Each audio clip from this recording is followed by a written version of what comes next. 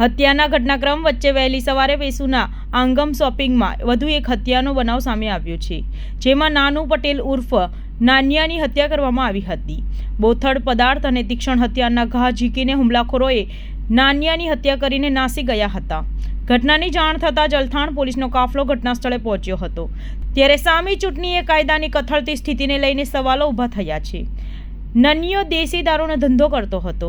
આ દેશી દારૂના ધંધાની અંગત અદાવતમાં સમગ્ર હત્યા કરવામાં આવી હોવાની હાલ પ્રાથમિક તબક્કે આશંકા વ્યક્ત કરવામાં આવી છે.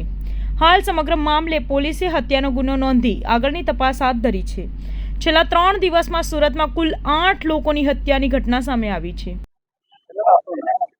ડેનિશભાઈ અરવિંદભાઈ પટેલ, તમારો રહેવાનું અવવા ગામ.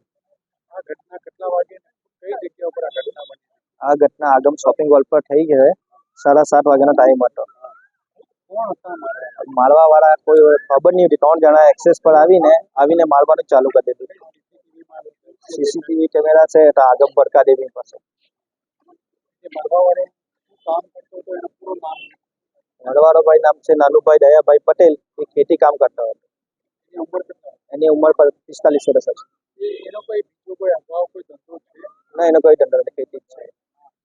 જે પોલીસ જે અમને જે ઇન્ટરવ્યુ આપી રહી છે તેમ કે આપણે સાચી વાત છે. એ પેલા કઈ કેસમાં આવેલા હોય પણ આપણે તો એવું કઈ નથી. આજે કોઈ એવો નહીં કઈ. કોઈ એવી અદાવત ના, અદાવત થઈ ગઈ. તમને કોઈ ઉપર નહીં કોઈ પણ. તમે એના કોણ? મેં એના કાકા થાઉં.